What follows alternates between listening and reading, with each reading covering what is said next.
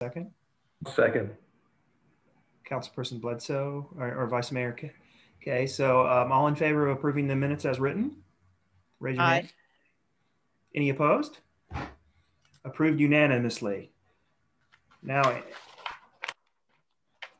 Ann, I'll turn it over to you. All right.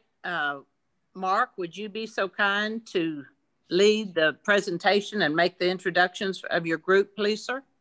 I would, although I'm curious, I don't know that I see the rest of my group on here. I see John Bucher, but I don't know that. Well, Mark, they're in as attendees, not as panelists. So okay. Craig will have to elevate them. Oh, I'm elevated now. Okay. Well, great. Well, so again, my name is Mark Butler. I am the project manager for the Stantec team. And with me today is John Bucher from Stantec as well. We are both located in the Louisville office. I think since the last I talked to you guys, I have moved from Lexington to Louisville as the trailing spouse of my wife, who got a job here in Louisville. So I'm just down the road now, but Lexington is still dear in my heart. And with us also is Andrew Fain from MXD in Vancouver, and Ed Holm. That's correct. From EHI in Lexington. I think also Ryan Holmes is attending from EHI, as well as Philip Walters from Urban 3. So today we do want to bring you up to speed on what we've been up to with three presentations on more on the data development side of what we're doing, but also the engagement side. So first, Ed will speak about our engagement process, which we're getting underway. And that's going to help provide information input to, and also help us disseminate information about what we're doing. Then Andrew is going to speak about some of the market data sources for understanding the markets that we're tracking to understand the trends in those areas. We have explored several data sources, but our general mission has always been to try to keep something available that it would be easy for you to pick up and use in the future. And we have found a specific source that we'd like. It is a proprietary source. It would cost a subscription, but it's a reasonable price. And I think the simplicity of it will be valuable and worth it. And then finally, John Bucher is going to go over how we're building our scenarios and how that reflects into our evaluation framework matrix that we're trying to flesh out and develop. It's been an interesting process. It's similar to like looking at an abstract painting or one of those magic eye puzzles that were around when I was a kid. The longer you look at it, the more it starts to come into focus. But it is still, there's a lot of parts that, we're still trying to understand the best way to, develop our processes. And one of the things we really had spent some time trying to think through is the principles of our scenarios as not just something that we will just throw up and test against criteria, but how they can really reflect what the diversity of the future development in Fayette County could be, so that we can see what really is the opportunity for a balanced evaluation approach. So we've thought about our scenarios a little bit more thoroughly, and we believe that's going to help us inform how we develop the evaluation criteria and the framework for that. And it's going to help us start those conversations with our stakeholders to find out now that we can describe in better detail what the scenarios are, what would they, how would they like to evaluate them? What would be the criteria and indicators that they would use when they would consider one of these scenarios? So that's kind of how we framed some of the way we're putting this together. But otherwise, I think we just can go ahead and get started with what we prepared for today. And I'll turn it over to Ed to go over our engagement process. Okay, thanks, Mark. Craig, do you have the slides you want to put up, or I can just sort of walk through the? I do. I have them in a PDF format, and I'd be glad to share those if you'd like me to do it that way. Bear with me one moment here. Okay. While you're pulling that together, I can talk to some of it.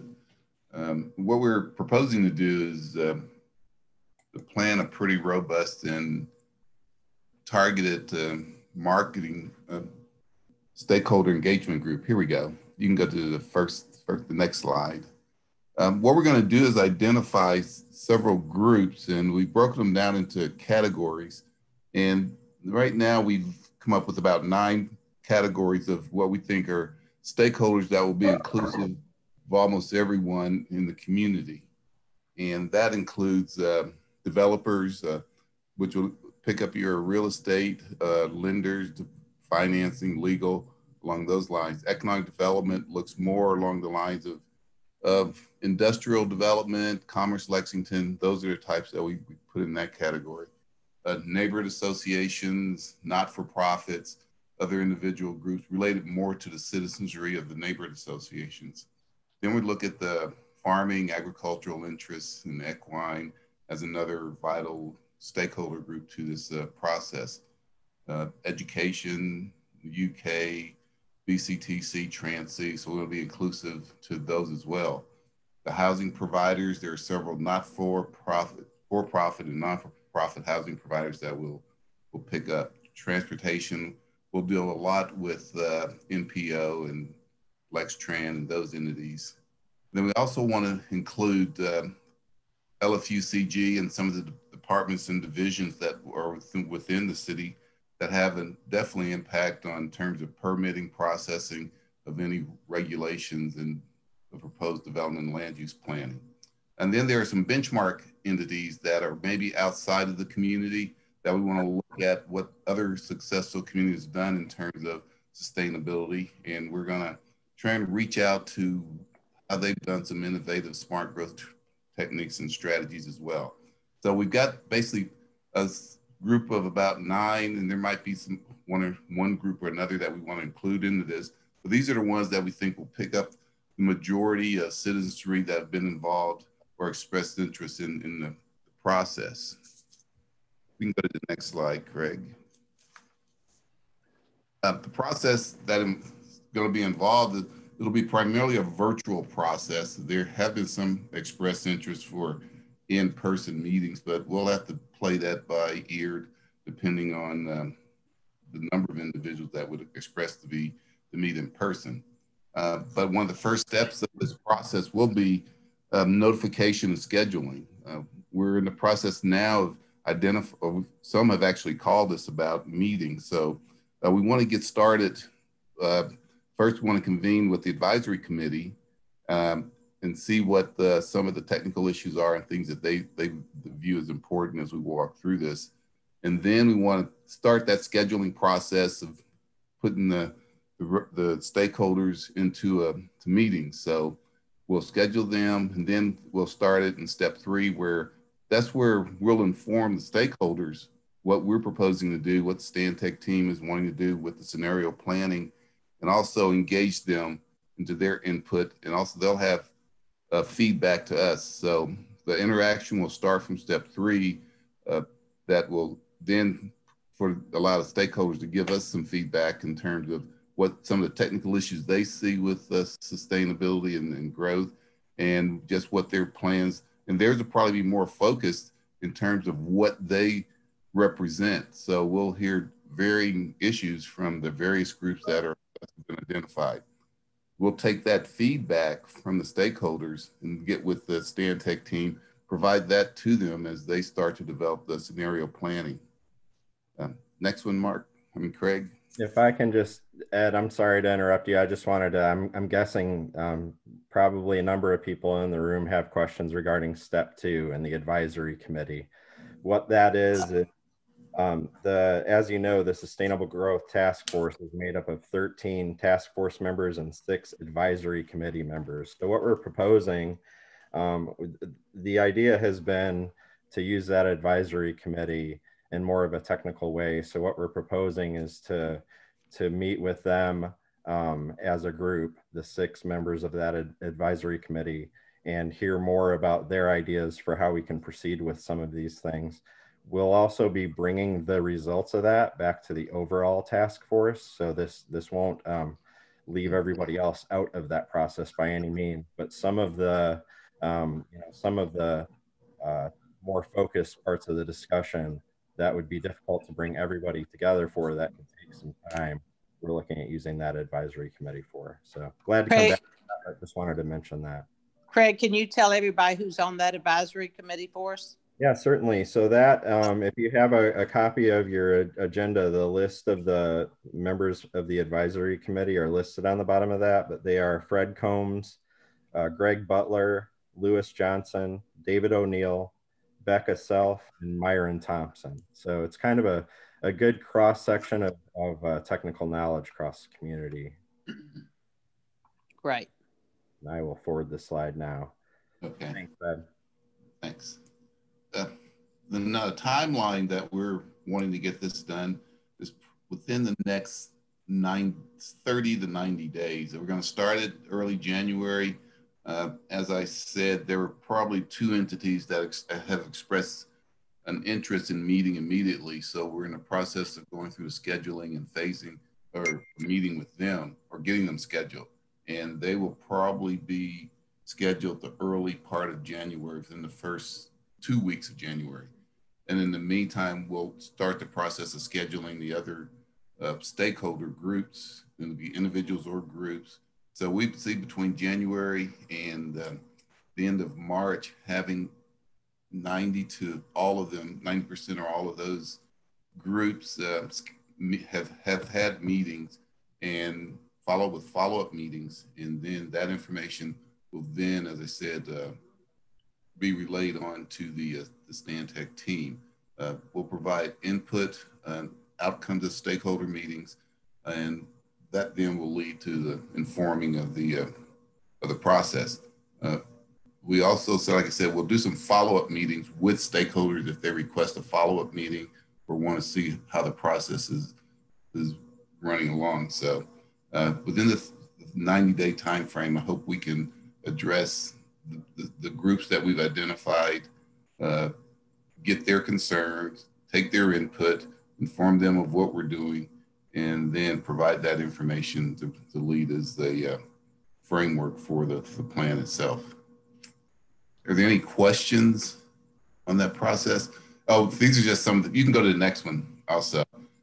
This is just some sample questions that we think we've put together that'll be tailored more for the different groups that we meet with, whether it's the housing advocates, developers, any of the nonprofits, neighborhood associations. We'll have a group of sample questions that we will provide. Some will be universal in what we're going to ask, and others will be tailored towards the entities that we're meeting with. Ed, this is Ann. Hey, Ann. When you meet with these groups, tell me what you're going to tell them that you're tasked with. Say. Right. I think first what we're going to do is tell them what the scope that we've been charged with doing, talk about the issues that around sustainability and the urban growth boundary. So we'll explain what we've been charged to do. Right. And then we will open up to get their input, have them feedback to us. And like I said, we'll have a set of questions that will also lead into, but the first thing we want to do is tell them why we're here, what our purpose is, what our charge is moving forward. So they have a clear understanding of what we're doing and what our task is. Right, right, good.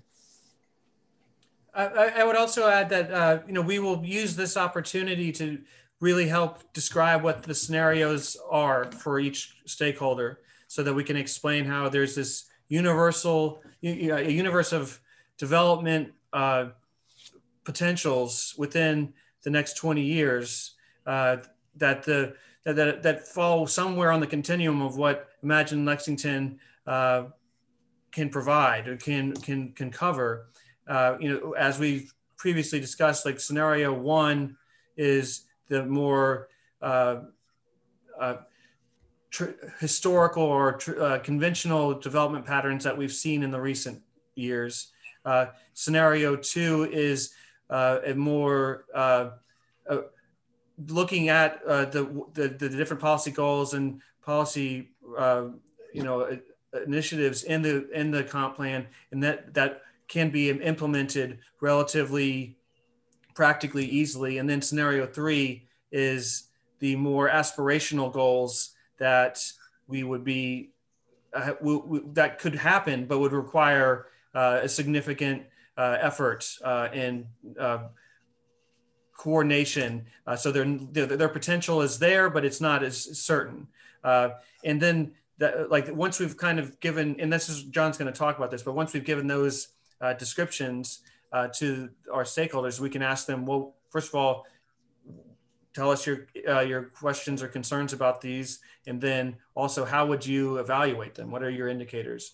So one of the aspects of these meetings will definitely be to introduce the scenarios to each stakeholder group in the context for which we're meeting with them. And I would also add, Mark, I mean, we want to make it clear that we're not getting into defining the boundary, but we're talking more about the scenario planning. And a lot of the misconceptions are that, are we going to expand or not expand the boundary? But we're really here to talk more about the process and the scenarios and not the boundary itself. But guys, one thing I don't want to get lost, and this is so important, we've got to truly identify what is available within the boundary. That's a big piece of it as far as where these scenarios fit in. Absolutely, and I would suggest that first of all, that is one of the reasons why we want to convene the advisory committee first, is to take advantage of their time and technical expertise, so we can start really getting a good understanding of the context of the question of vacant land versus developable land, right. What is truly available versus what would have to be addressed in different scenarios, because I think that goes to play for the various scenarios. Like in scenario 1, the universe of available land by its current definition would be smaller than in scenario 3, where a lot of steps have been taken to make more infill development parcels, their potential more viable.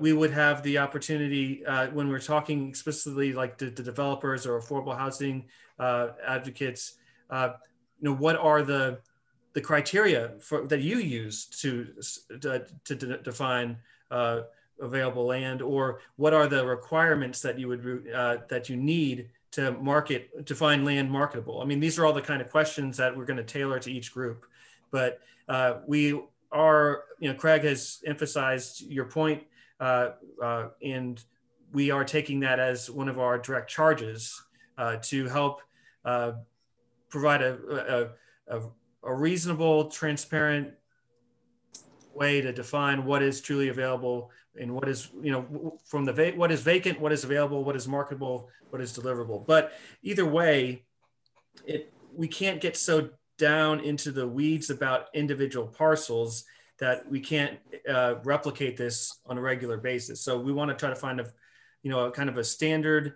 transparent definition that as a group we can all agree on, or at least provide consensus on, that we can use moving forward. So it's got to be somewhat at a high enough level that it's easy enough for us to be able to continue to do it without having to go through an explicit inventory every year. Right. Well, that to me, and maybe I'm wrong, but that to me is the main charge of this committee, to get everybody on the same page as far as what the definition is of the land that we have available and how much there is. If you can do that, you're almost there, buddy.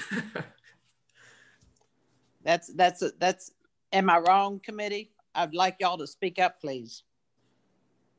Just waiting for the invitation, Ann. Thank you. So I want to go back to the language that's in the comprehensive plan that speaks about the development of this process. And that language includes identifying land outside of the urban service boundary.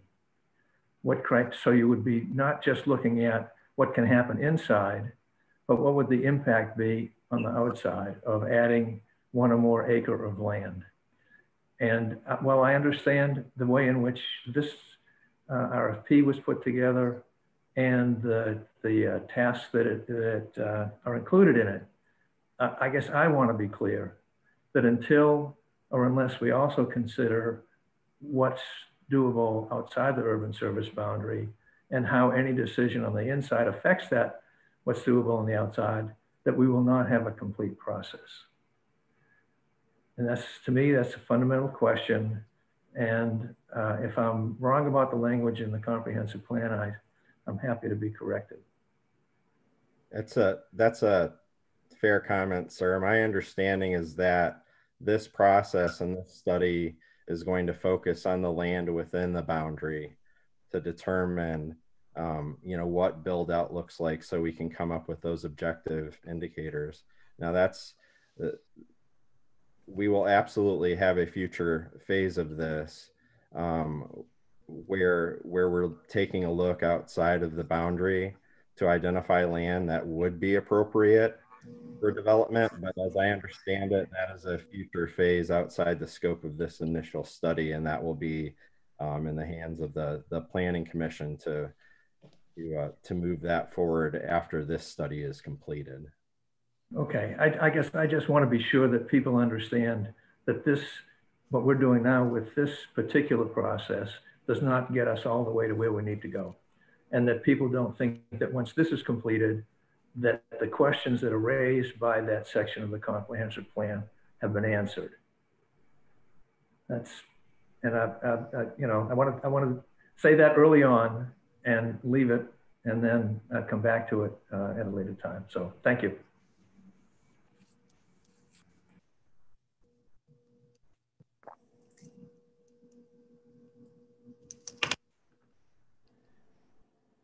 Mark, where do we take it from here? Okay. Well, is there any other questions about our engagement strategy? Right. Yeah, I want to ask a question about this. Is Frank Ben.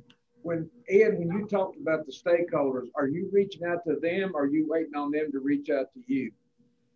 No, Frank, we're going to reach out to the stakeholders. We've got a list and we're contacting them to schedule them. I want us to be clear as a committee on this, because you all know who you want to talk to, and it's not really up to us to decide who you need to talk to. You all know who you want to talk to. You all need to invite the people to come in and talk to. Yes. Yeah, I think that's our process, Frank, is to extend invitations by email or phone call. And some of the stakeholders, like I said, have already contacted us. But the initial process for us to do the scheduling, contact the stakeholders, we have a pretty exhaustive list of groups, individuals, and entities that have expressed an interest or are involved in this planning dialogue. So any questions we get, Ed, we'll refer them to you all. Yeah. As far as being able to talk to you. Yeah, feel free to refer them to me, and we'll take care of them. Thank you. All right, thanks, Frank. I look at the questions and the sample questions. Yeah. And they seem very complex, very technical. I have to read them several times myself, trying to understand what they're asking. Can we order that down so the neighborhood participants, I can relate and understand? Right. I think we can adjust these to simplify them. And then we'll also get into the dialogue, Dennis, it'll vary. So the complexities of it won't be quite as difficult or quite as complex as we get into the discussions with each of the individual entities or groups. But yeah, I think these are probably. And the three scenarios we speak to, and I hear different definitions or different explanations. Is this, have we formed a definition for these, or is this fluid? They are more formed than fluid. Again, the first scenario will be a kind of historical trend slash business as usual, in the sense that development patterns resemble the way they've looked before. The second will be a sort of moderate implementation of the goals or policies that are promoted in the Imagine Lexington Comprehensive Plan, as reflected by certain styles of development changes.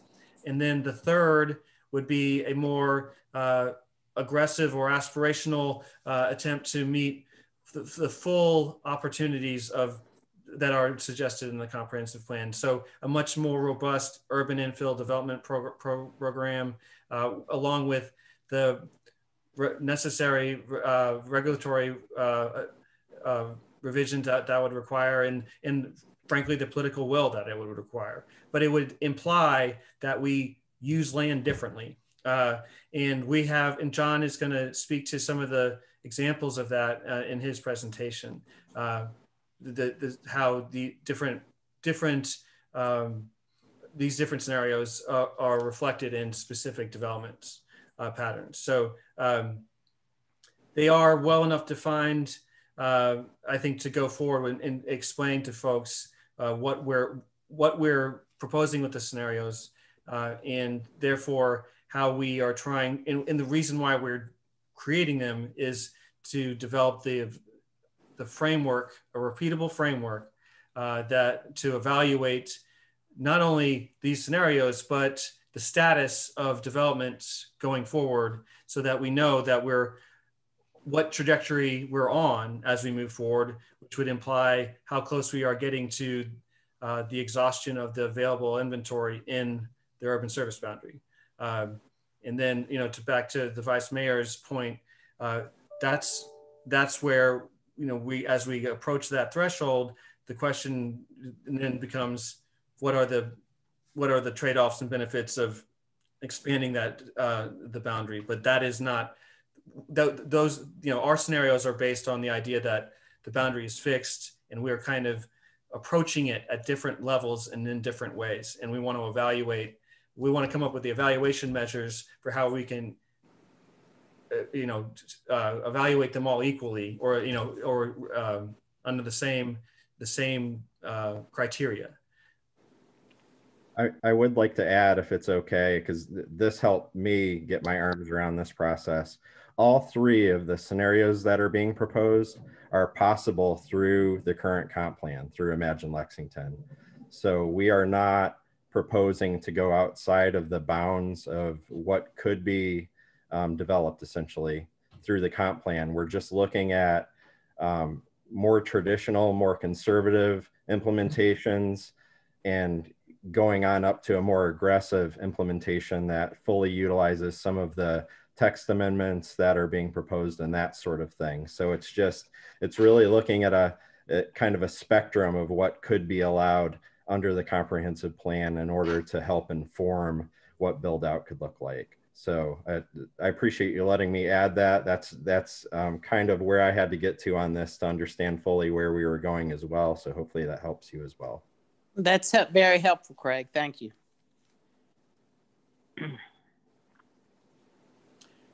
If there are no more questions, we can move on to our second presentation. Ed, did you have anything you wanted to?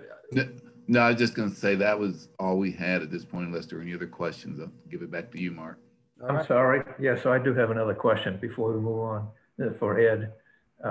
In the last meeting, I had raised a question about whether there'd be an opportunity after the criteria had been fairly well developed to go back to key stakeholders to get their input on the proposed criteria.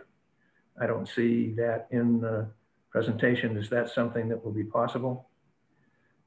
Yeah, I think, Vice Mayor, we can take, when I said we're going to do a follow-up with the stakeholders, And I think we can pick it up in the follow-up meetings with the stakeholders once we get the criteria developed, if that's what you're talking about. Because I think that really, the bottom line is, can we get the kind of buy-in from the entire community to the criteria and the way in which they would be say evaluated? And I've spoken again about weighted criteria, but basically to say, this is the way in which we think now, given all the information we've got, that we ought to be thinking about criteria to be applied.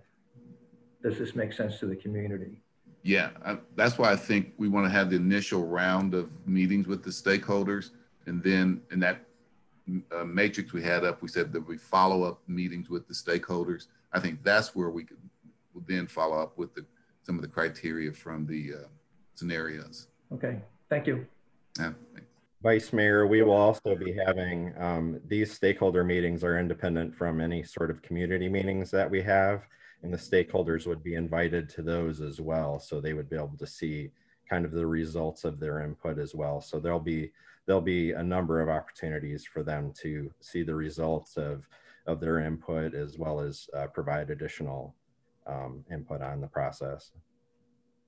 Okay, so will those be meetings that basically our staff will be conducting as opposed to those consultants? Yes, sir. Those meetings will be led by staff once we have some of those objective indicators that we can share with the community, and the consultant will be there in a supporting role as well. Great, thank you.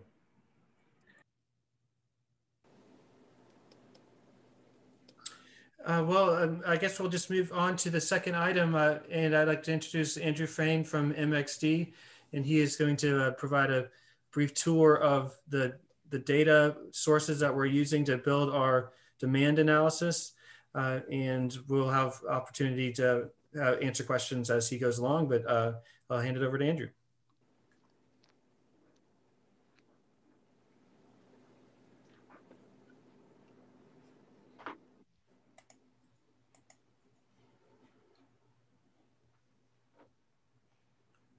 Sorry, apologies. I was muted. I realized, and I was already talking. Are you able to see my screen, Mark, and the team? Yes. Excellent. Let me try going full screen. It might be a little bit easier for everyone to see it in full screen mode. Are you able to see that in full screen mode, Mark? Yes. Perfect. Thank you for confirming that. So yeah, we wanted to touch upon some of the data sources that we've been looking into to establish the trend line understanding for both commercial and residential growth that has occurred in not only Fayette County, but the surrounding counties of the MSA. So that includes, Bourbon and Woodford and Madison and all the surrounding counties, to understand what's been occurring from a real estate development perspective across industrial, office, retail, residential over the past 20 years. And ultimately, once we get buy-in from everyone on the data sources, these will then be refined and then used potentially as these trend line data points to grow out and understand what that potential take-up would be of development over time, over, say, the next 20 years in Fayette County, taking us out to 2040. So I'm gonna not try and get down too much into the weeds and keep it high level for this presentation, but I welcome, any further more technical questions if people want to ask those at a later point as well, but please stop me if you'd like any clarification on that. First going to touch on commercial development. So that includes office, industrial, and retail. And I'm not sure if anyone's heard or used CoStar before. It's one of the largest real estate databases in North America, and they're expanding around the world, I believe, as well. It is a paid subscription database, but we feel it's a very valuable database for the type of data information that the client team is looking to proceed forward once our work is done in terms of upkeep of data. And the reason why that is that the city of Lexington and Fayette County, it's unlike, say, the city of Atlanta or Charlotte or any large scale metropolitan area where you have a large amount of commercial brokerage data. So that's the first thing that we looked at, is to see, CBRE and JLL and Colliers and all the major brokerages, are they located in Lexington, and what type of data do they have? And there's somewhat limited data in, or free and available data in Lexington, Fayette County, just due to the size of the MSA. And it just comes down to that. But the great thing is that CoStar covers the entire United States, and they cover Fayette County as well as its entire MSA. So I'm just going to take you through that and show you the type of data and points that we're able to gather out of that. So this is just what the ecosystem looks like. In terms of when, if you were to use CoStar, you can see here on this map, you can see, I don't know if you can see my mouse, but you can see how it breaks it off into various, what we call submarkets. So you can see downtown Lexington, that little pod there, how it breaks up into West and East Lexington or generally Fayette County, and then all the other surrounding counties you can see here, Scott County, Jessamine, Clark, Woodford, and the like. So it actually already aggregates them by different submarkets, which is great for your purposes because you can not only track data points and real estate development within Fayette County, but then how it's performing in all the other surrounding counties as well, which is really cool and really interesting. And my background's urban planning and city planning, but I'm more on the real estate spectrum side of things over the past decade. And I always find this absolutely fascinating in terms of just how much data there is out there and what we can do with it. So here I could just show you, if you zoom in, and this is just showing industrial, say, development, you can get all this data, and this is going to be a lot more data than I ever need on a daily basis for any of my projects, and definitely a lot more data than, say, the city would ever need if they subscribe to this type of data source. However, there's some really great data points that we can pick out of it that are going to be very helpful for the study. So what this just shows here as an example is this shows West Lexington, Fayette County industrial submarket. And this shows all the data here. And then this shows just all the industrial properties, this map in Lexington, Fayette County. So you can actually start seeing from a spatial perspective where a lot of the industrial property is. And by no means is this accurate, I'd say, to 100%. When you talk to CoStar, they say it's like, 95, 99% correct, more closer, especially on most markets, of 99% correct in terms of getting every data point. But it's pretty accurate in the sense that it's collecting pretty much almost to 100% every industrial or office or retail property in a metropolitan area. And they have researchers on the ground in every market. So if, say, we think, hey, there isn't a property on here and it's pretty significant, can alter the data, you can call up that CoStar representative and be like, hey, can you take a look at this? And they'll get back to you in 24 hours and say, okay, yeah, like this is the actual size of the property is, or the acreage, or whatever that may be.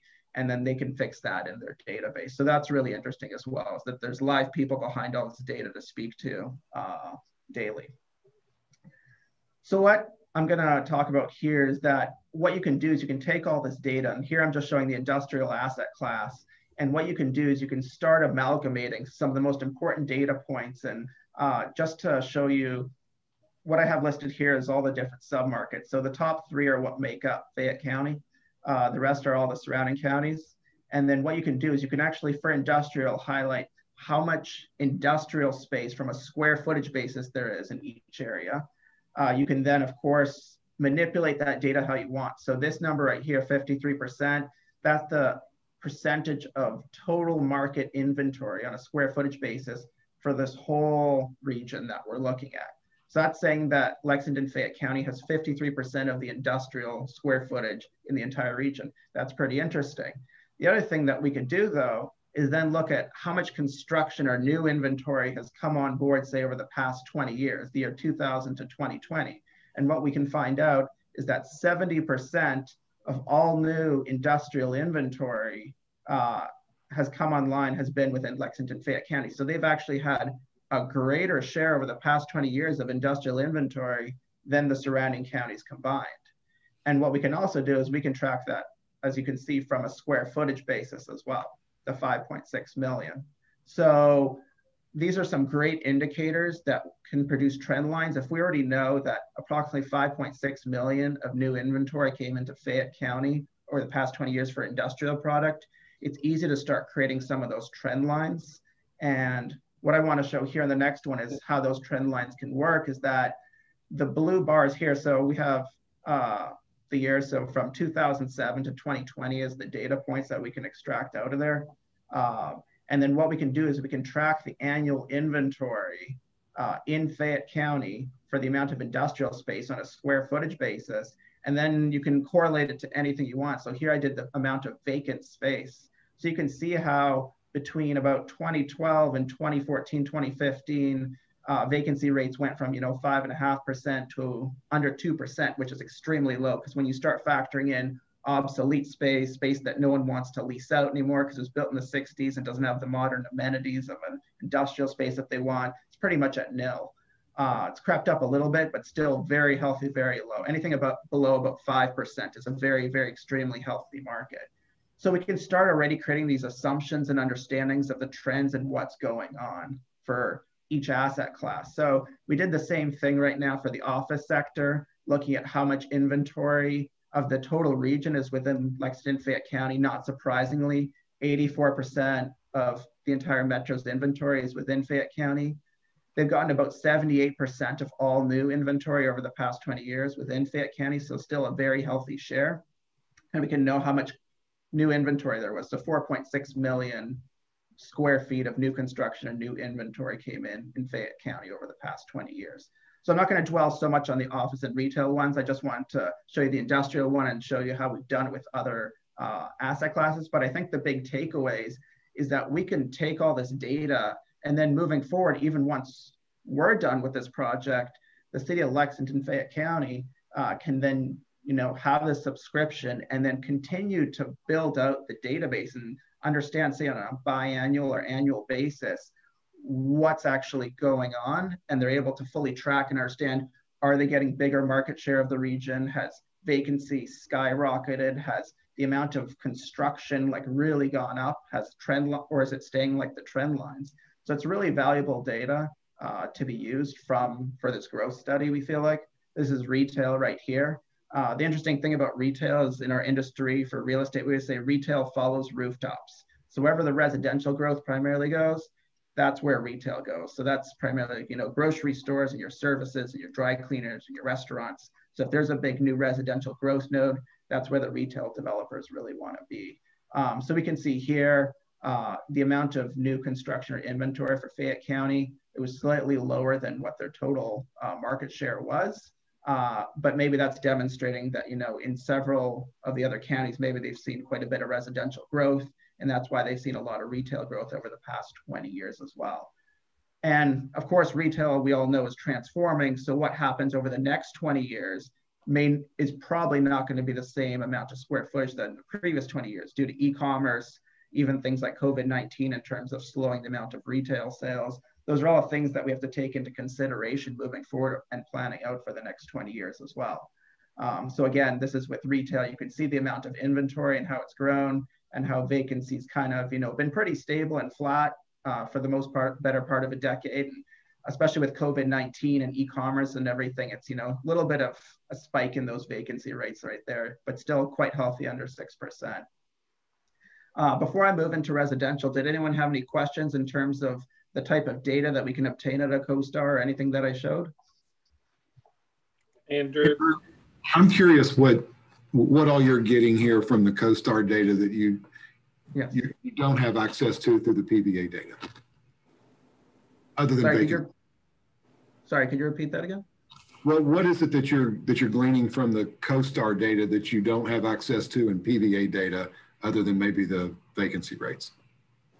Well, I think with a lot of the thing, and I can go back here and see, is that with a lot of this data, it's tracked on a daily basis. So I'm going to go back to here, and I wish I could make this a little bit bigger on my screen, but you can know on a daily basis pretty much what's under construction, how much inventory is going on, where the spatial locations of all this is. So it's pretty much what we feel is the best database and data points from a real estate perspective that really allows us to understand what those trend lines are across all commercial asset classes.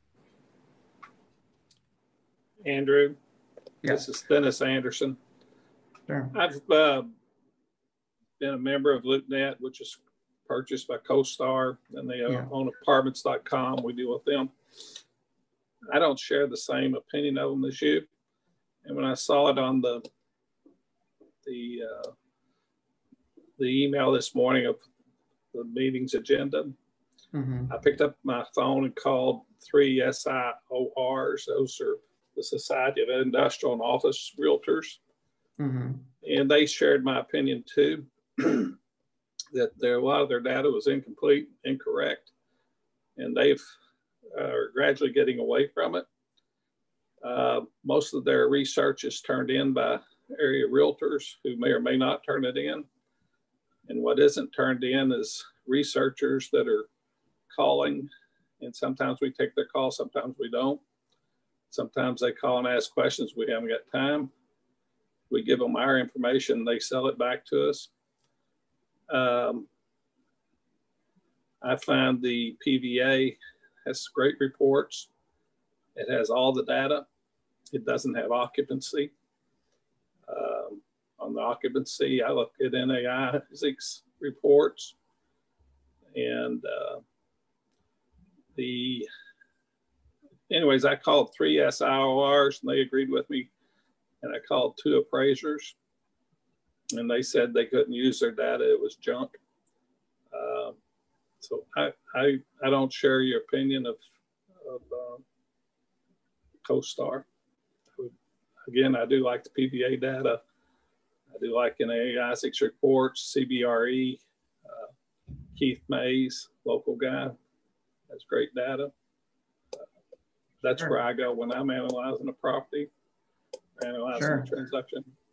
Sure, and I think that's a fair point in a sense of the first point where you were making that it's not 100% accurate. And I'm not, selling CoStar data. I'm not a representative of their company by any means or anything like that. And I agree that it's not 100% accurate by any means, but we feel like it's the most comprehensive at that kind of 95% rate. Looking at NAI locally, I agree that they're good in terms of tracking the local market. However, they may not be able to provide, I guess, the depth of data that we'd be looking for on a continual basis, potentially, in terms of having the total amount of inventory and total amount of construction from their reports. But it is a good available free source compared to CoStar for generally saying, hey, if you call up NAI locally in the Lexington market, they'll be able to generally tell you, hey, we think the vacancy rate for, say, industrial space is at about 4%. In regards to CBRE, they're good, again, from a transactional basis, but nothing that we could find that they had a very comprehensive amount of data for the Lexington market, per se. But I'd love to explore the opportunity to see if, I am proven wrong, that they do have that more comprehensive viewpoint than CoStar on that. Our biggest challenge is making sure that we capture all of the market, because if we don't capture all of the market from a data perspective, it's hard to create those trend lines and understand how much growth there is historically and how much CoStar has been able to capture, from a metropolitan or MSA perspective. I look at building permit reports. They're mailed to me. And again, I use the PVA. And then David has some great detailed analysis as far as land sales. And I found that a great source for data. One of our other challenges to mention here when we were going through the RFP process was trying to obtain surrounding county data, even through PVAs. It's costly for them on a staff time basis to provide that data, and was getting close to the 6-figure mark to try to obtain raw data, raw parcel data for surrounding counties that, to my knowledge, the software would actually do the analysis for us. So that's one of the major considerations, is repeatability of this process, and staff time costs versus software costs and all of that sort of thing. That said, I don't know much more about CoStar other than what I've learned from these slides and spent on their website and spoken with Mark and his team. So there's a possibility that we could go in a different direction if that's appropriate, but I just wanted to provide some perspective on kind of how we got to this point. Mark, is there let me see if I'm on. Yep, I'm on. Is there an opportunity that we could compare these analytics with David's information that he has with the city to see just how close they are, so we could, you know? Yeah, I believe that's a reasonable, Andrew. I mean, I think that's a reasonable option to go through. I think we should probably have a smaller group, because it's also, we're not excluding PVA data. We're using PVA data as well, and we're getting building permit data. The question was more of what is a good source for doing these outgoing trend lines and understanding the entire market outside of just Fayette County, which again, to Craig's point, was one of the issues we had was we could go to the county line, but then we would be scraping to understand and compare the other counties. This kind of, for all its warts, would provide the larger area. But I do agree. I think we could probably have a smaller group discussion and do a comparison and see how we can best utilize all the data sources. CoStar is not. We're not trying to sell it. We're trying to be able to most economically get through the process of understanding a basic benchmark going into the future of what the Lexington market consumes by different asset classes. And the PVA data will lead us there. The building permit data, it will help us there, and CoStar can help us there. In what I think what we all find most appealing about it, and I understand Mr. Anderson's concerns that like a lot of times these web subscription services, there are kind of black boxy, and people see, they see the things that they know are wrong, and they're said, so I understand that. But I also, we want to create something that people can continue on in a relatively easy method going forward. And this is good to hear your comments about it. It definitely is a good check to reevaluate exactly how the potential that it provides. But I also hope that whatever system we come up with to evaluate and create trend lines, it has to be relatively straightforward and simple to reproduce. Yeah. And I think that's a good summary, Mark, is that and that's why, I think at the start I said, this isn't the be all and end all, and we understand that, but it does efficiently provide some major comprehensive data points when you stand back. And we understand that it doesn't pinpoint every single potential property, but does it pinpoint, 95 to 99%, probably, and its accuracy rate is probably within there as well. So there may be certain properties that, I agree, Mr. Anderson, that, and we've analyzed in the past for other clients where we've said, hey, like, is this site exactly this amount of, acreage or this, certain type of thing, and it may be slightly off, and we agree to that. However, it does provide that comprehensive understanding of where those historic trends are, and being able to look also with outside of Fayette County at the entire MSA region, which is also very valuable in understanding how those historic trend line and data points go. But we're definitely open to, having the PVA data, Mark, in terms of being able to compare that and see if they're somewhat similar as well. Because even, it's not to get into the details, but we were doing work recently in Atlanta for a client there. And if you look at every single brokerage report, CBRE, JLL, Colliers, and all the brokerage reports, they're all going to be different as well. Everyone, unfortunately, tracks data and not to the exact same data points. And that's the unfortunate thing with the real estate sector, is that Colliers could say 10 million square feet of this type of industrial asset class. CBRE could say 12 million. So there's always variance even amongst the brokerage firms. So it's really trying to understand which one we want to use. So if we do decide to end up going down a different pathway and use NAI's data or CBRE's data, we just have to be all on board in terms of being confident in those data points. Bryce, did you have a comment? I did, sorry. And that's about sublease space, and I don't see it called out in the vacancy. And there's a pretty big impact on sublease space in our market, with at least in the downtown office market, with regional banks being kind of rolled up and still under lease. And so I haven't messed with CoStar in a long time, but at one point you could add sublease, and I just think it's worth calling out and including in here because Sure. there's a bit of sublease space in the market. Sure. And they do track, thank you for that question. They do track sublease space. I was just showing overall vacancy, but you can look up the amount of approximate sublease space in the market as well. And I think that'd be a good thing to include kind of going forward for, if we could, because I think it will have an impact. I had a question. How is industrial real estate defined? Sometimes there's, you can use the NAICS code, or how do they define industrial? I think in this regard, it's primarily light industrial, which includes any type of manufacturing, any type of logistics, warehouse space, flex space, and the like. Okay. They don't typically include in this database any heavier industrial uses, which I don't believe there are a lot in Lexington, Fayette County. So I know one of the things Mark asked me to look into is the Jif plant, or the J.M. Smucker's plant in Lexington.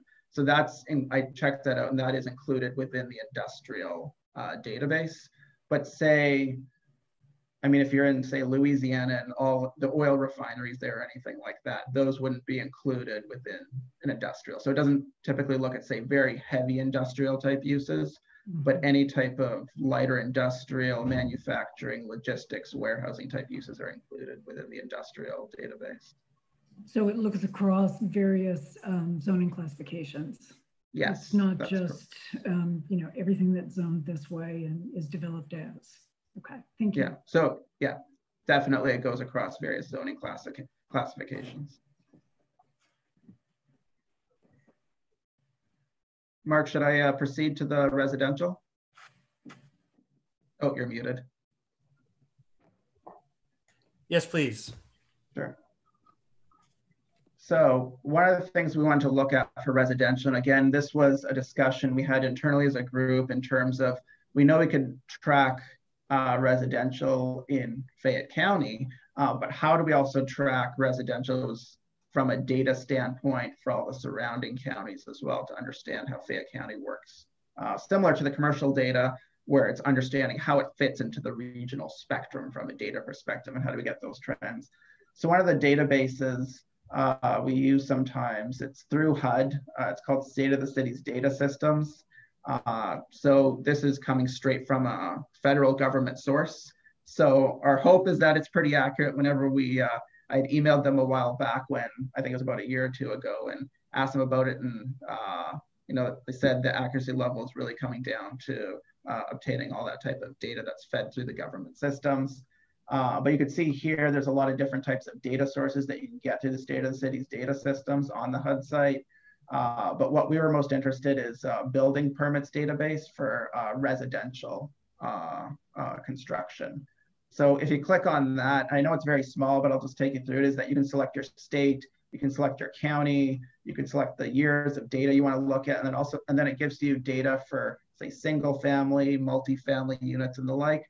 So the interesting thing that I usually use this database for is to understand the trend lines of how certain counties or cities or jurisdictions have moved, say, from a primarily single family type landscape to more potentially multifamily type development as densities have, say, increased over the past decade. So this is the type of data, once you kind of select what you want to select.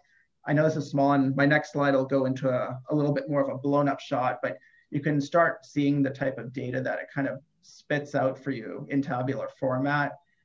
Looking at, right here, this is the sum of the entire MSA area, including Madison County. And then you can also look at like Bourbon County, Clark County. But what I'll do to zoom in for you is I'll show you Lexington, Fayette County. And this goes from 2000 to 2019. And again, this is something that we'd have to match up with Fayette County specific data to make sure that this is relatively accurate. I hope so, since it's coming from a federal source. But it shows the number of units in single family structures and the number of units in multifamily. It breaks it down more so, but for the most part, multifamily is typically 5+ units of multifamily structures where you see that. This data actually is in this graph now, so it's easier to look at the graph. And what this data shows is the trend line of, in blue is units built in single family structures, and we can see how that decreased around 2007, the global financial crisis. But what's more interesting is units in multifamily buildings, whether that's townhomes, apartments, condominiums, or the like, anything non-single family. It's actually, for especially the most recent years, is starting to bypass the amount of single family homes through development permits built. So that's really interesting to understand where, again, those trend lines historically have been and how we are going to feed some of these trend lines into these 3 growth scenarios that we're going to be conducting in this study. And again, this is not to supplant the PVA data or the other data sources, even the housing study. We're all using that to develop our existing conditions report and look forward to the trends. But again, we were tasked with trying to find simple, easily accessible data sources for understanding the market as a whole, understanding that the residential market in Lexington isn't, the outlying counties and what they're doing affects the market, and what happens in Fayette County affects the market in those counties. So this is a data source that I think will help us get a very high level view of the region, and is not intended to be the only source we're looking at, but it is I think we were asked specifically, how could we deal with the issues of getting this kind of permit data from all the surrounding counties. And we believe, because we're not trying to really drill down, we're just trying to understand trends, that we believe this was a pretty good source and will be helpful for us to understand the interplay as we develop the scenarios, and basically just set a benchmark of when we think we'll be hitting the point where we don't have the land inventory to meet what would reasonably be expected, if not for the USB. And Andrew, that's back to you if you had any final points. Yes, sure. Yeah, so I mean, really, what does this all mean in our study is it really allows the Stantec team to understand that historic data to make these trend line projections and feed into, as Mark had stated, not that it's the be all and end all, but when we compare it to the PVA data and any other data sources, we can compare it to everything and then be confident how we want to move forward to project out, say, over the next 20 years for our growth scenarios. It also will allow us to understand, that was from a commercial perspective, it also allows us to understand what's happening in the surrounding counties and be very efficient moving forward for the client team, that if they do want to update these types of data sources, they can use both spectrums from a commercial and residential perspective to see what's happening in Woodford County or Bourbon County or the like. So we feel this is valuable data that could be employed for very specific uses in this study. But again, we're definitely open to having this discussion before we end up moving into the growth scenario of confirming that these are the right data sources that the team wants to use. Mark? Thank you. Is there any questions? Yeah, Mark, I have a question. Go ahead. Yeah, I had a question. With the housing boom at UK and the multifamily, I guess you could call them multifamily housing units, are they reflective in those numbers? And I think 18 and 19 or 19 and 20, considering that, housing on campus is sort of migratory housing, is not a real reflection of Fayette County. Are they reflective in those numbers? Because I think those numbers also do run through building permits. Yeah. So from my understanding, that if it's a multifamily building that was built off campus, that should be reflected in there. I don't think it takes into factor, say, student housing that's built on college or university campuses. that's only exclusive to, say, just the students going there. But we have seen obviously the trend where more and more students are living off campus and living within multifamily units nearby. So this should be capturing that. But that's interesting that you bring that up, Mr. Vaughn, because Mark and I were having that very exact discussion just earlier this week in regards to UK and its growth and how that factors into multifamily development and the need for potential more multifamily development in the future. So that is something that we've had discussions on internally and how we capture that in the trend scenario and those growth lines. But to answer your question, anything that is built as multifamily product off campus should be reflected in this type of data. Okay, thank you. Mark or Andrew, I've got one question for you. Are there any studies out there that kind of show what life might be like after COVID? You know, there are a lot of businesses might change the way they do business, and I think we're already starting to see a little bit effects of that. And are there any studies out there that I think we need to have that on our radar as well? Yeah. I mean, yes, number one, there are a lot of studies out there already of people, and whether they're urban scholars or people in real estate development. I know a lot of even architectural and design firms, they've all come out in their post-COVID, what the post-COVID world could look like. And I think everyone, unfortunately, has different opinions on what that can be right now. But I think the biggest thing is that a lot of the times, regarding of the spikes that we see in certain, say, technologies or anything like that, things usually typically return back to mean a lot of the times. And there might be little shifts in that mean, but typically if we look back, I remember reading, I still have a journal article somewhere from 2004, and it was talking about how the internet's changing everything and everyone would be working from home and the office was dead. But even with the internet, I mean, that didn't really change things as considerably as we thought. The office was still around. The entire United States saw a huge office boom between 2015 and 2020 pre-COVID. And there will be impacts from COVID, but I think it's very hard to crystal ball, depending on who you talk to, of what those outcomes are. I think the best way for it, at least from my perspective, and Mark, I'll let you add to this as well, is just be, I think, up to date and always following the data and the trends of what are happening on a continual basis. I think that's the best for any city or jurisdiction to know, is be continually watching it and understanding what's happening on a monthly basis in terms of that, because it will be very interesting to see what comes out of that. Mark?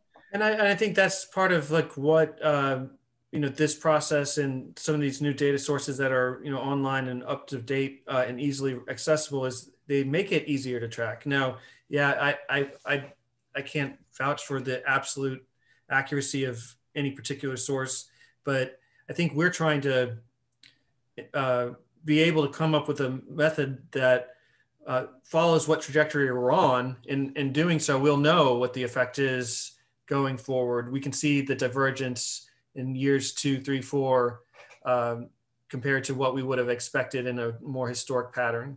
That may have, just be less inventory and vacancy rates staying, not reacting to that in any specific way.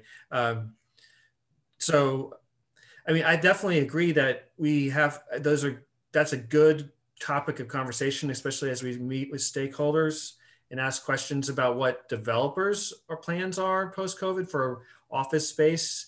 I mean, I know Stantec, we in Louisville, our lease is up and we were looking for new office space, and this whole experiment of working from home has changed the company's plans about how they view what is necessary. But again, I agree. I see Andrew's point that there's, I'm sure, a spectrum of opinion, and to be able to decide that one is more relevant or usable than another might be more difficult. But I think just having the conversations, we can all come to a consensus on how we want to approach it, especially as we, define the exact nature of the final third scenario. Thank you. Sure. I know we're now at like 4:12, and so if we have any other questions, we can move on to the final presentation that we have. Seeing none, I'll introduce John Bucher. He's going to talk about how, defining these scenarios and how that's kind of putting us into the position of understanding how to evaluate them. John?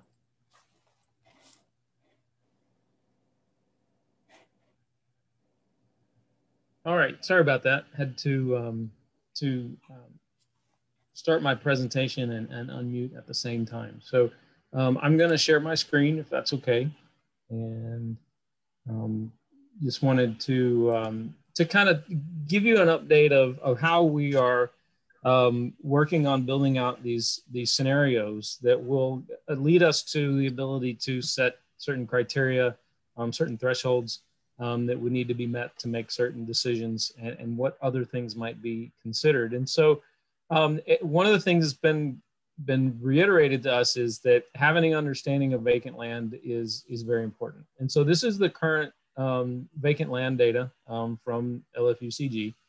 And as you can see, there are some large pieces of property that are vacant according to state, and there are lots of small ones. One of the things that we're going to be doing with the advisory committee and others is kind of ground truthing this data and determining which ones are actually usable. As Mark mentioned earlier, we don't intend on looking at every single little parcel that may happen to be vacant. It's more about things that changes that can be made that are really impactful in the availability of land, the inventory for different asset classes. And so that's really how we're going to be doing that. And this will be most useful. Well, it'd be useful in all three scenarios, but probably most useful as we look at scenario one and what's actually vacant now. How can that help accommodate the trends that we're seeing in growth currently? Compare that to oops, I'm not advancing. Let's see if I can advance. Sorry, the underutilized property data, which again is one that probably is up for discussion. And I'll go back and forth a little bit just so you can see how close they match each other. As you can tell that there's some stuff that has been determined through the underutilized land property study. It's a little different than the vacant land. And again, we'll have to ground truth some of that. And we'll work on that definition for us of what's really underutilized, meaning what's actually going to be available, what's developable, what's actually marketable, things like that, to help us build that model. And one of the things that we're also going to be using to help determine some of those opportunities on not only these properties but others are some things that have already been identified in previous planning studies done by LFUCG and other entities. And so this is just an example of some of the ones that we've looked at or we've identified so far and that we'll be looking at more closely. Some of those will seem very familiar to you. Obviously, all the expansion areas are ones that you're familiar with.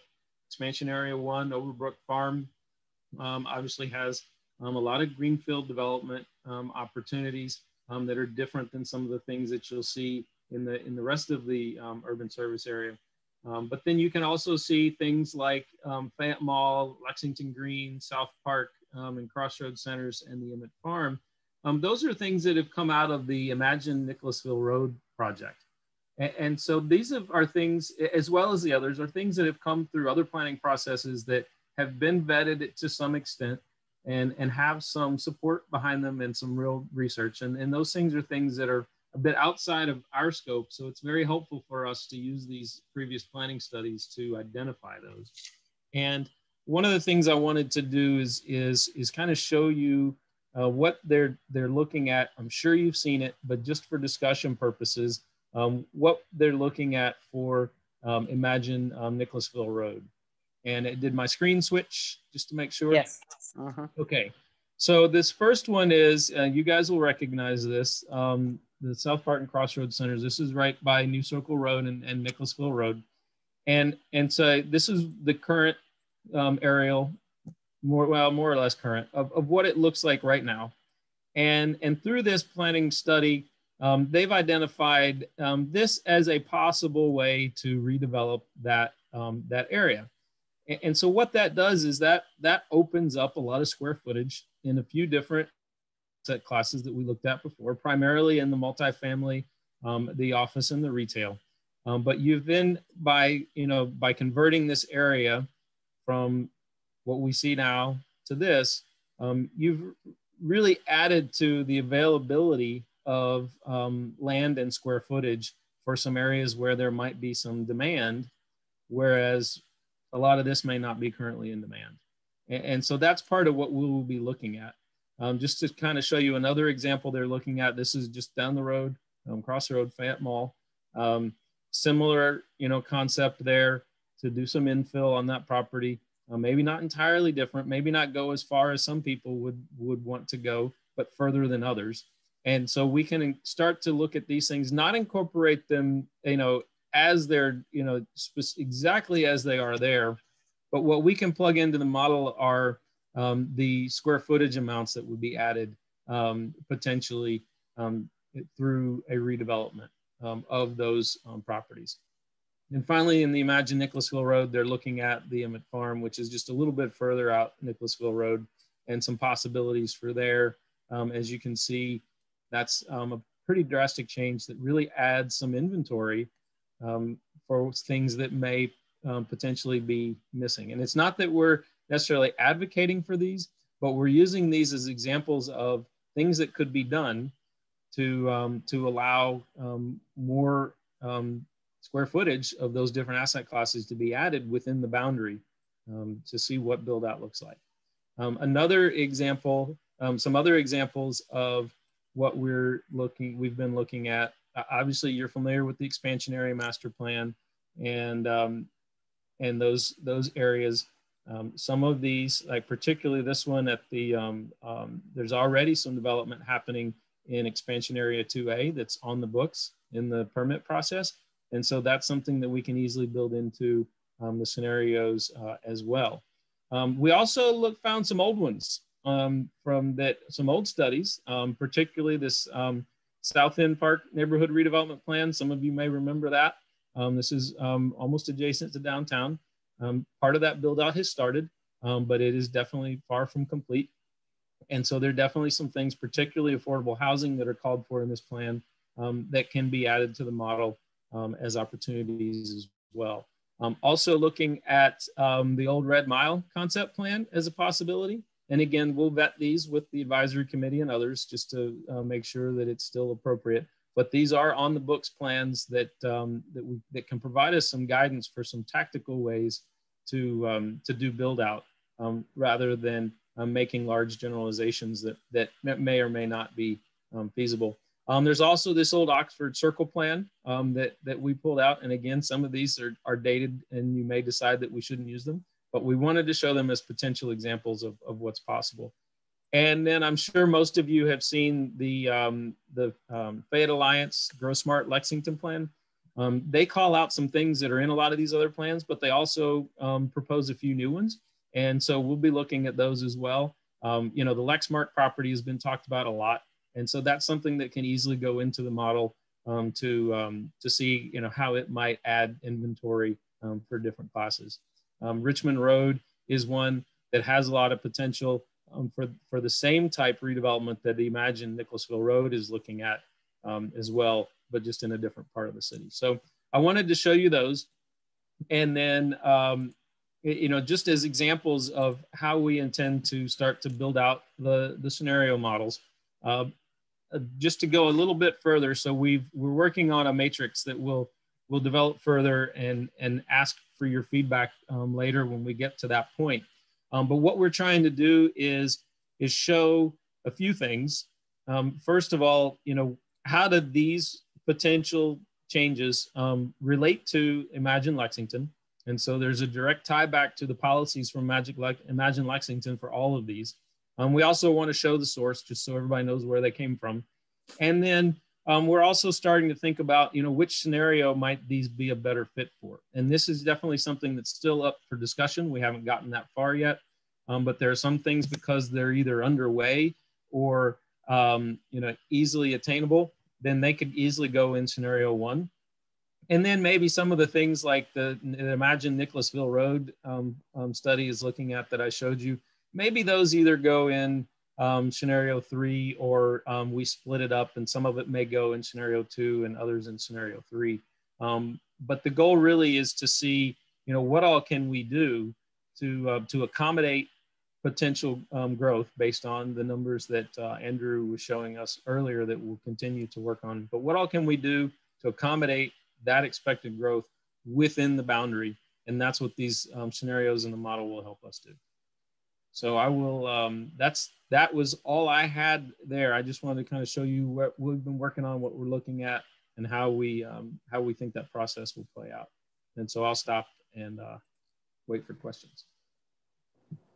In build out scenarios, how are demographics, past and future demographics, taken into account? I mean, and what I'm thinking about is, what can the market absorb of various products at various times? It's great to build apartments, but if there's an aging population, I don't know that that's what the market would want. I'm not sure that I'm the person to answer that, but I will say that we will add that to our list of things to consider. I feel like that is probably something that we will look at that next stage. Once we've done this build out, then we have to evaluate it. What comes out of the model is not the answer. It's the one of the tools that allows you to ask the questions and answer the questions that need to be answered to make the decisions about whether or not to incentivize certain types of development in certain areas, whether or not to change land development policy in certain areas, and eventually whether or not to expand the boundary for certain types of development. There's going to have to be several considerations, and that's part of building that criteria. And I think that that looking at what's our aging population is something you consider more at that stage to say, okay, we recognize that our growth trend says this, but our demographic trend says this. We probably want to look at accommodating it differently because we know these changes are in store demographically. I would say that's part of that conversation, but in terms of specifically building that into that that build out model, that's something that we'll need to discuss, I think, internally before I can answer that one. I would add that, the work that Andrew's doing for developing market trends going forward, and again, we're just trying to set like a general benchmark. We're not trying to set a target that we're trying to hit. We're just trying to stay within the realm of what is reasonable, but it's not obviously going to be exclusively just the historic trend line going forward. It's going to be informed by that kind of population demographic information that we can get from the statewide data, the state data center, and because there are obviously other aspects of how we would expect the market consumption of different land classes to be affected by. So I think that while I think John is correct that really population and demographic projections are a criteria, an indicator or a metric that we'll be using to evaluate. There's still like a role for that information as an input to understanding the basic trend lines. But to John's point, these development proposals are what they are in some sense. They're an attempt to create, in the case of Imagine Nicholasville Road, in a more dense transit-oriented development pattern. That how the market of the population would react to that is a good question and a good use of how to evaluate it.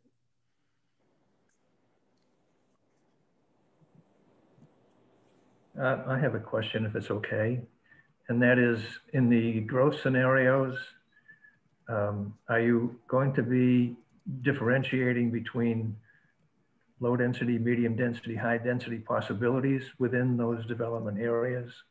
So that's one of the major questions that people have when they consider infill and redevelopment is how dense. So are we allowing 4-story, 6-story, 10-story, and will the scenarios do some of that as well as identifying parcels?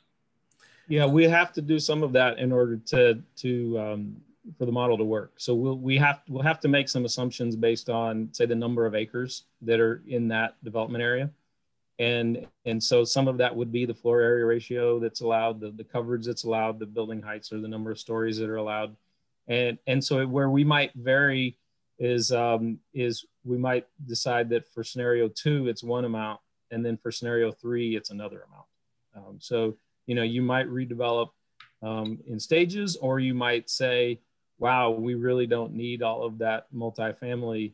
Maybe we don't need to go 5 stories, maybe we go 3, you know, something like that. Because in the next 20 years, we're not going to need that much inventory. That could be how that works. And so that's kind of how we would use the models is to see in scenario 2, you know, it's a lower density, but it would be generalized. You know, we're not going to get into each individual building. It will be generalized across that development area to produce square footage or units in each of those classes.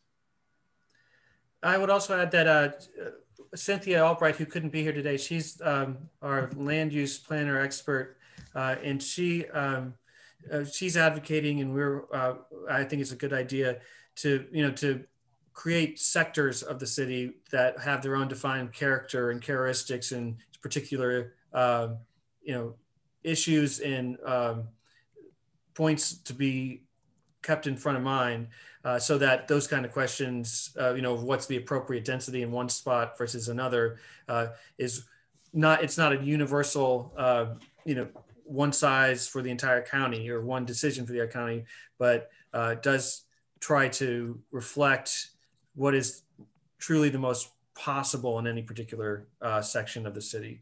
But it's, again, trying to maintain a certain level of generality. We're not trying to go down to the parcel level with some of these assumptions as much as to say medium density would be appropriate here, a little bit higher densities could be appropriate here, and fill it in that way, so it's not just one level across everything for a particular scenario. And then one of the challenges is not getting too specific. We're not there to tell somebody how they need to do a redevelopment of Fayette Mall. It's more, you could potentially get this many units and this many square feet if you make these broad changes. So.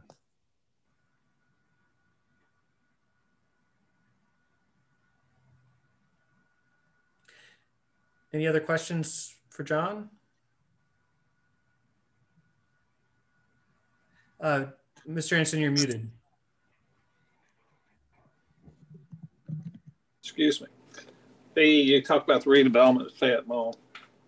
And on your commercial leases, the tenant will have restrictions in there as far as visibility, signage, parking. There's so many restraints and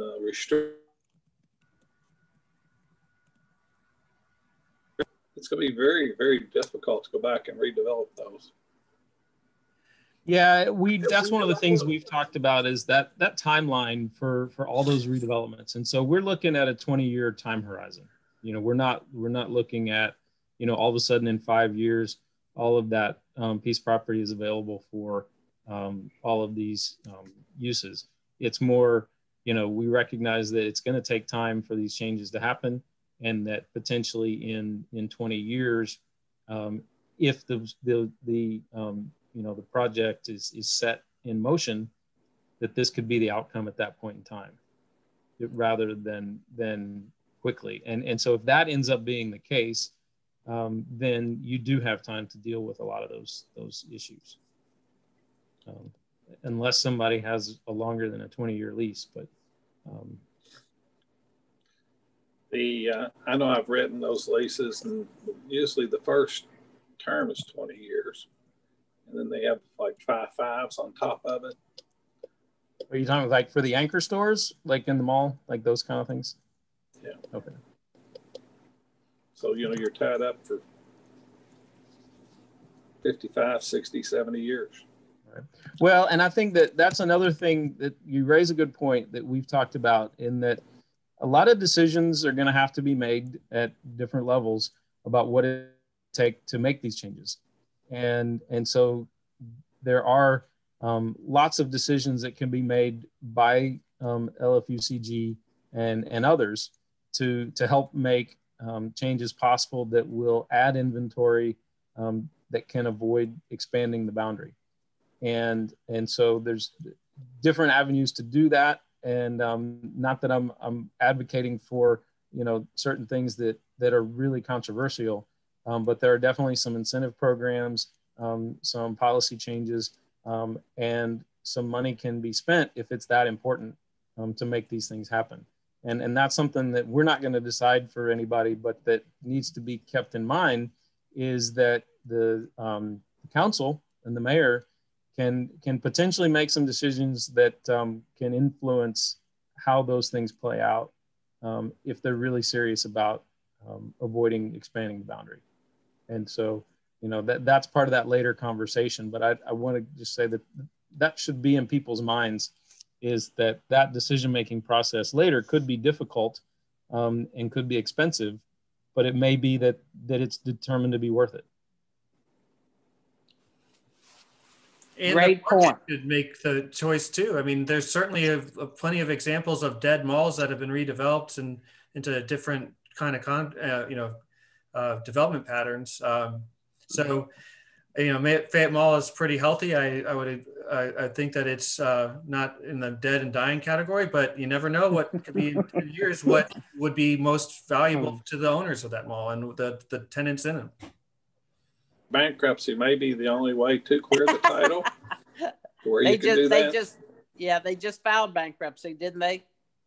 Well, the company did, right? You know, the bankruptcy, they call it the wash machine or the foreclosure auction. It'll wash the title up real good, clean it up real good. But it's, you know, I don't think that, we don't wish that on anybody, and I don't think that's going to happen on that property at all.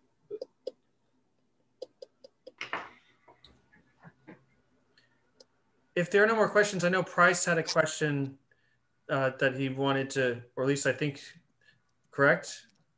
Yes, and just very quick, and I'm sorry to start at the second slide, but I guess I was looking at the stakeholder groups, and what I gleaned is that we're going to do some in-depth kind of like small groups with these various 9 groups, and I guess I'm probably under the number 4 agriculture, farming, and equine bucket, but I also very much consider myself part of the economic development puzzle, and my largest asset is real estate. And I just am a little concerned. I think we're all in this together, and I think looking at these definitions of stakeholder groups, I wonder if there's not a bigger table we can sit in as opposed to 9, maybe 3 or 4. That'd be my question. So that could be irrelevant. It could have been addressed, and I'm sorry if I missed it. Well, I don't see. Okay, Ed, did you want to address that? Yeah, I was going to add some of those groups will be crossover, so everyone doesn't fit neatly into one group or the other, and so one stakeholder, one group could have multiple opportunities to participate in this. And I do think that the public. The workshop would also be an opportunity for a more comprehensive collection of various perspectives. But I agree. I think we want to keep the groups small enough to manage the conversation, obviously, and not to have too big of an agenda. But obviously, there's overlap, and where in particular you feel you'd like to participate in one or more, then I certainly we can accommodate people that feel similarly. Yeah, and I think the smaller groups will give us a great opportunity to get participation and have individuals speak and give us their thoughts. That'd be great. And I could just be slightly scarred at times, feeling like agriculture is not considered economic development, or that even, but real estate is also economic development. And maybe it's more just umbrellaing some of these industries all together, because I think we're all in this together. I know we are. And I just think we should try and set it up not necessarily adversarial, but as one mission. So yeah, I don't think they're set up to be adversarial at all. What I'm thinking is it just gives the groups opportunities to participate on a more focused basis. So yeah, I hope and anticipate, I don't anticipate them to be adversarial. That's great. Thank you very much. Any other task force members have comments or questions? I don't see any right now. Before we open it up for public comment, Craig, can you address the status of the website? Sure. Thanks for mentioning that. I appreciate it. So the consultant team has been working on getting an initial website up and running. We're looking at having at least the framework of that in good shape by this Friday, in the next couple of days. So there'll be a central kind of location for, packets and meeting summaries, and, a paragraph or two about what this study is and what its goals are and that sort of thing, just to point the public to, if they're looking for general information about the study. So that will be online, like I said, in the next couple of days. I'll send out the link to the website to the task force members once that's up and running. Will the RFP and Stantec's proposal also be on that website, Craig? It can be, certainly. Yeah, we can. I mean, there's not, we don't want to put so much information on the website that it's tough to digest, but I think it would be fair to include that type of information on there. I don't think that would be an issue. I think at the minimum, the scope of work descriptions from both the RFP and the Stantec proposal would be very helpful, so the public and task force members could reference it. Craig, not a problem. We can get that updated. Craig, I don't know if this is appropriate for the website, but I would love to have a summary of the 3 scenarios, something written up. We've talked, but I don't think that I've seen anything that's written. Yeah, we do have that, but so far it's been in the form of the summary. So that's something we can look at doing as well. That's a good point. I appreciate that. Thank you. Any other task force members have any comments or questions? Councilperson Bledsoe. Thank you. I'm just curious, when we do the growth scenarios on those maps, are you going to do an overlay of the PDR farms? Just so that you can see that as on the map as a where they are? Well, I don't know if, are there any that are inside the USB? No, on the outsides. We can add them, but I mean, our charge has been to explicitly not even suggest we're looking at expansion areas in this phase of this project. So it wouldn't be, it wouldn't cause it's not a problem to add them, but it wouldn't necessarily be relevant to the discussions we're having about the land, the land use decision making that we're studying inside the boundary. Okay, someone just texted and asked me, so I was just asking you. Sure. And that's Councilmember Bledsoe. That's something, once we get those exhibits, that's something internally I'd be glad to work with GIS on as well. That would be no problem for us to drop that in, and it's just a matter of showing certain layers. So that's something we can do if there's a need for that. Any other task force members, comments or questions? If not, we'll open it up for public comment.